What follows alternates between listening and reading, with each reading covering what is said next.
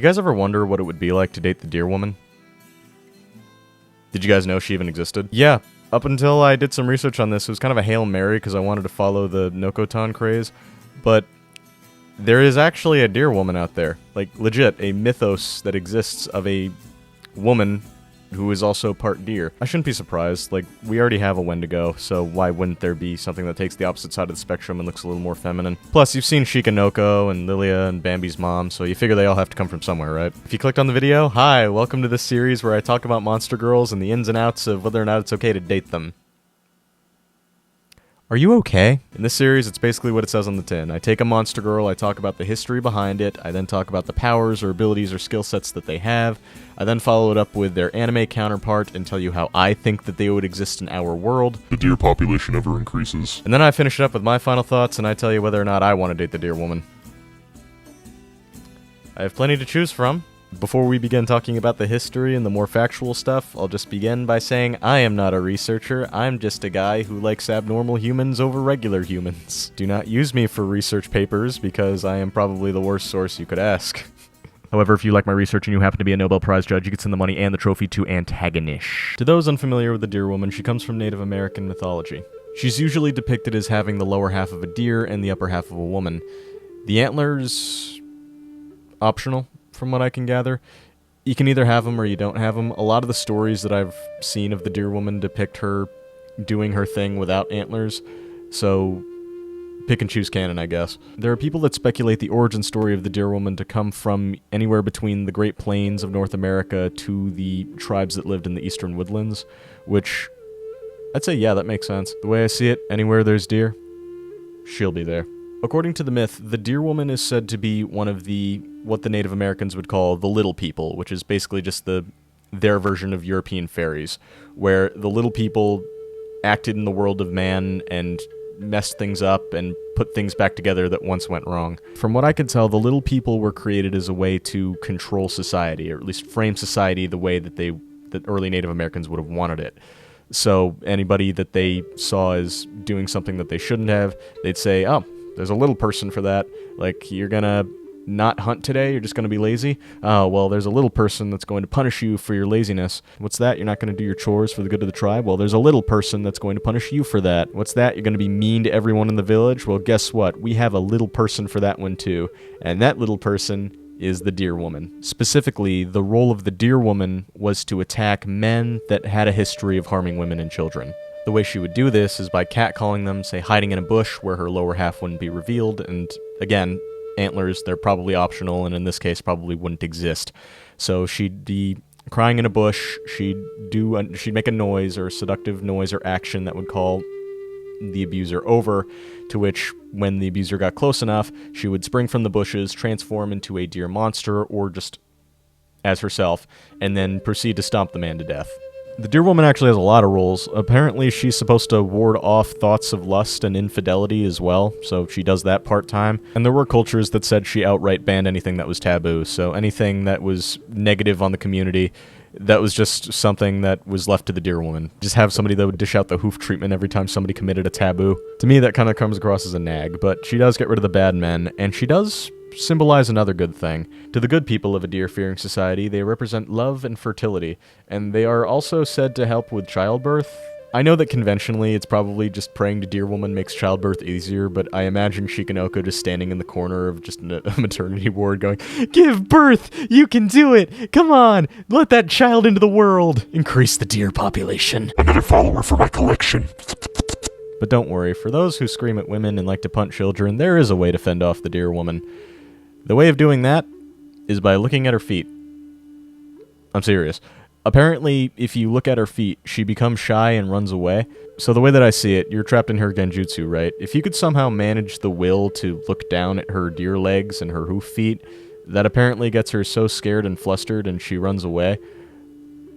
I get it. Like, that's just shyness. We all have it. I am a thigh man. That is the first place I'm going to look. And if that's the case, I wouldn't be able to hold a conversation with her. If for some reason you're totally fixated on the upper half, and I guess the antlers are hypnotizing you, the other way that you can try to scare them off is by using tobacco. So you just light a tobacco leaf and just wave it in front of her, and she runs off. Or I guess maybe a cigarette would do in this case. I also saw a tidbit that said that she liked to dance, and she apparently does that really well. So when she's not working, when she wants to party on the weekends, she'll attend ritualistic ceremonies that happen to be going on in her area, and she will dance unnoticed, apparently, which I don't even know how that happens. I don't know how you make that happen when your feet are hooves and your head is covered in antlers. But before the party ends, she will leave, and that's how she has her fun. That and giving the hoof treatment to anybody who goofs up in some arbitrary fashion.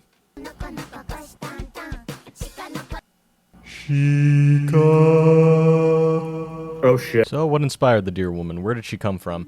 Well, there are 2 origin stories I was able to find, and one of them is not very lighthearted, so we'll just get that one out of the way first, and then we'll talk about the second one. But most people believe that this first origin story is how the Deer Woman came to be. A long time ago, there was a beautiful woman in her tribe who was unfortunately the victim of a savage assault when 2 men forced themselves on her. As she laid there dying, a small fawn walked up to her and fell asleep next to her so that way she wouldn't pass away alone. Which, super dark, and luckily the gods thought that too. So they invite the Deer Woman's soul. I'm going to call her Deer Woman because I don't know her actual name, but they invite her soul over to them and they say, alright, look, that was horrendous what happened to you, so we're going to give you the power to take revenge. And that's what they do. So they splice her body with that of a deer to give her deer strength. I'm not sure what that equates to, but she's strong enough to kill a man.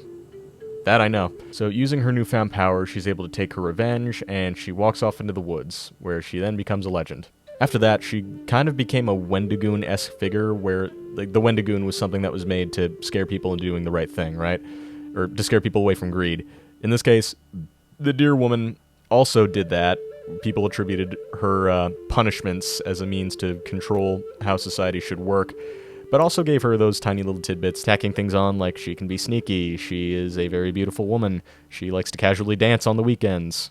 From the Lakota Sioux perspective of the Deer Woman, their origin story suggests that she was the daughter of the first man and first woman that was created. The dad apparently wants to become one of the spirits, one of the gods, so he, I guess given his first man status, gets the opportunity to dine with them, but unfortunately the daughter sits in the wrong seat, so she takes up the seat of a deer god, or just some angry god that's able to make people shapeshift into creatures. So upon coming back and seeing that this mere mortal is sitting in their chair, it really makes them go off. So they punish her by splicing her DNA. So now she is half woman, half deer, and I guess given immortality because she's able to last longer than her peers, which is another torture unto itself. All because she sat in the wrong chair. But it doesn't end there, no, she also comes equipped with some additional power. So apparently she can haunt people in their dreams. So this is how weird it gets. According to Lakota Sioux tradition, if you are a man and you have a wet dream about her, you go insane. Like, you go full schizo. Like, there's no coming back from it. You just, all of a sudden the next day something snaps and you are not there anymore. In fairness, if you are having a wet dream about fornicating with a woman who has the lower half of a deer, you're probably too far gone already. But if you are a woman and you have a wet dream about her, then you get powers, lucky charms, or artistic ability. Just gonna let that sink in for a sec. So, the Deer Woman persists today, and doesn't have as big of a reputation as, say, the Wendigoon, but she's still somebody that exists, and people talk about her every now and then. Given all of that, what exactly does the Deer Woman have as a skill set? Like with most monster girls, I do declare that she has the power of feminine attraction, so she is so beautiful that she's able to call you over, and you don't question whether or not she has antlers. Even if, in deer populations, only the men have antlers and not the women. I don't know. It's an artistic choice. What do you want from me? Skill set 2. She is a good dancer. Every article that I came across said that she liked to dance, and to somebody who can't dance, that is just a superpower to me, so we're going to add that to her skill set. Bite me. Next, she is sneaky. When she goes out to party at ritualistic ceremonies for the weekend, she needs to get in there and get out, and apparently can do it unnoticed. And I don't know how you're able to hide your deer feet or your antlers in doing so that is a superpower. I'm going to say that you are sneaky. And skill set number 4, shapeshifting. This one's a little iffy, but on some sources, I saw when she's giving you the hoof treatment, when she's punishing you for the taboo that you have committed, she will sometimes either shapeshift into a deer monster, like that is super buff and big and tramples you to death, or she doesn't shapeshift, or she uses shapeshifting to hide her deer-like features, so that way it's easier to lure you in. I'm not quite sure. Like, there are pieces all over the place that I don't really know which one is the real one. But I'll put shapeshifting on there because it just seems like another power that the deer woman might have. It seems pretty feasible. So after all that, you're probably wondering, how the hell does this relate to Shikanoko? Well, I'm gonna drop the hot take here. I don't think it does. In regards to writing My Dear Friend Nokotan, one might say that the author didn't have the Native American deer woman in mind when writing Shikanoko's character. But I say haberdash, because that's not as fun. Allow me to give you my evidence to the contrary. We take a look at a picture of Nokotan, for example. As you can see, no hooves. But that's because she can shapeshift, you idiots. Of course she'd be able to hide her legs. What's next? You gonna tell me Shikanoko's not a good dancer? Well then why do we have an entire OP dedicated to the deer dance? According to a wiki on Shikanoko's personality, it says that Shikanoko Noko is shown to have a bubbly personality. Always happy, yet still clueless and clumsy. Unlike her titular counterpart, she is an excitable, fun-loving girl who lets her immaturity shine, from encouraging and finding sex jokes funny, to picking fights with others who have high ground against her. She is carefree, energetic, and constantly unpredictable due to her supposed naivete. She engages in many quirky behaviors that would normally shock others and cast them off guard. A couple of powers include just an entire list of skill sets, because she could do seemingly anything, but I'll just read off some of the abilities that she has. Charisma. Noko has the natural ability to befriend almost anybody immediately, or even get to those who antagonize her into liking her just by being herself. Which, you know what, that's a superpower that we should all have. We should all try to figure out how to do that at some point. Enhanced durability. She is shown to be able to withstand blunt force trauma from either accidents, most often of her own clumsiness, attempted attacks, or a natural disaster. And the list just goes on and on. We got musical talent, songwriting, making drinks, apparently, shedding. There is legit an entire page dedicated to the antlers. I have to. I'm sorry. I'm going to extend the video a little longer. Pocket Wi-Fi antlers. Her antlers also function as a means of as a Wi-Fi hotspot, advertised as having been subscribed to for just $9 a month. I, for one, can't account that the deer woman didn't have Wi-Fi antlers, so who are you to call me a liar? Maybe it was true. The amount of taboo that I've committed in this video, deer woman is trampling me immediately. So what does that mean for us? If deer women were a species that existed in our society, how do I think we'd be able to coexist? I don't think that society would change all that much. Like, I wrote that down 3 days ago, and after doing this video, I don't think that anything will change. If anything would change, I have down that hunting probably would, so there would be protests about that. The idea of eating venison will probably have a whole new meaning to it, especially to people who want to help increase the deer population. You know who you are. I'm looking at you, Lilia fans. I think what would also happen is there would be a small faction that wants to try to live off the grid. So they'd take their newfound deer family, right? And then they'd live off in the woods somewhere, and they'd try to make it work out there. And marrying a deer woman would just kind of be the catalyst that sets that in motion. Maybe walking through doors would be a bit of a difficulty, but I mean, just walk in sideways, and then that problem gets solved. A lot of deer women would probably get model gigs or anything similar to that due to their attraction. And I think the rest of it is just going to be up to us. Like, we'll just have to create new social norms that have to do with living with deer or being around deer women. So, for example, going clubbing, you'd have to be a lot more careful when you're dancing because you might end up with your eye in somebody's antler, and that's not fun. I'm framing all of this in the point of view of the Native American deer woman, by the way. If we were talking about Shikanoko, the world would explode. Like, there would be no world left. There'd be no society, which would be the exact opposite of what the deer woman is supposed to be standing for. So what does that mean for me? What do I think of the deer woman? I do believe she is cute. I understand. I have seen much fan art that leads me to that conclusion. However, I also think that she is very hit or miss. She seems pretty chill to hang out with, but any more than that, living in each other's personal lives would be tricky. Now, for example, like, I am a walking taboo. I'm going to say that right now. So my very existence is something that she would probably wipe away from the earth when I goof up doing something like...